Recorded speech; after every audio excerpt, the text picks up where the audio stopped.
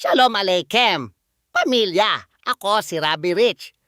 Ngayong araw, itinutuon natin ang ating mga puso ng buong buo sa pangunahing katotohanan ng 4 Korinto Kabanata 11, versikulo 1. Si Shaul ay sumulat ng isang direktang utos sa mga mananampalataya.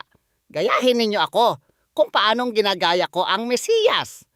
Sa kaisipang Hebreo, ito ang mismong kahulugan ng relasyong Rabbi-Talmid o Guro-Disipulo. Ang isang disipulo ay hindi lamang nag-aaral ng libro. Sinasalamin nila ang buhay, mga gawa at katangian ng kanilang guro. Si Shaul ay nagtatakda ng pamantayan para sa espiritual na pamumuno na nagpapaalala na ang ating pangwakas na huwaran ay palaging si Yeshua. Ang mga salita ni Shaul ay nagpapakita kung paano gumagana ang tunay na pagiging alagad sa loob ng kaharian ng Diyos. Hindi niya tinatawag ang mga tao na sumunod sa kanyang sariling makataong laman o sa kanyang mga personal na ambisyon. Sinasabi niya, sumunod kayo sa akin sa eksaktong antas lamang na ako ay sumusunod sa Mesiyas. Madaling itaas ang mga pinunong tao sa isang pedestal kung saan bulag nating tinatanggap ang lahat ng kanilang sinasabi nang hindi sinusuri ang kanilang pagkakahanay sa salita. Kapag tiningnan natin ang kontekstong Hebreo ng paggaya sa isang master, nangangailangan ito ng aktibong pagmamasid, pagpapasailalim, at pagnanais na lumakad sa mismong alabok na nilakaran ng rabay. Si Yeshua ang ating perpektong Rosh na lumakad sa ganap na pagsunod, kababaang loob at pag-ibig. Kaya naman, kung ang isang pinunong espiritual ay lumayo sa katangian ni Yeshua, ang pangunahing katapatan ng disipulo ay nananatiling matatag na nakapako sa Mesiyas. Ang nag-iisang bersikulong ito ay nagsisilbing harang laban sa espiritual na manipulasyon at kalituhan.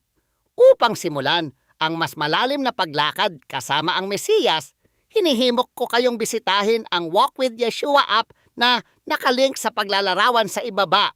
Ang tawag na ito sa paggaya ay humihingi ng proseso ng tunay na tesyuba, isang pagtalikod sa makasariling mga daan, at isang mulat na desisyon na ihahanay ang ating pag-uugali sa huwaran ng tagapagligtas. Dapat nating tanungin ang ating sarili kung ang ating mga gawa, pananalita, at pakikitungo sa iba ay nagpapakita ng puso ng Mesiyas sa ating mga komunidad. Sa pamamagitan ng pagtutuon sa nag-iisang pambungad na bersikulong ito, itinatakda ni Shaul ang tono para sa lahat ng iba pa. Kung ang isang kongregasyon o pamilya ay nabigong maunawaan ang bersikulo 1, ang natitirang bahagi ng paglakad ay mahuhulog sa kaguluhan. Ang tunay na kaayusan sa pagsamba at sa buhay ay nagsisimula kapag ang bawat individual ay nagtataglay ng personal na responsibilidad na habulin ang wangis ni Yeshua. Kapag ang Mesiyas, ang pangunahing layunin ng ating paggaya, nawawalan ng kapangyarihan ang mga maliliit na isyu at pagkakabahagi.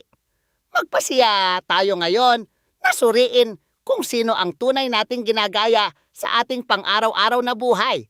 Pagpalain ka nawa ni Adonai at ingatan ka. Pasikatin nawa niya ang kanyang mukha sa iyo at pagkalooban ka ng kanyang perpektong shalom.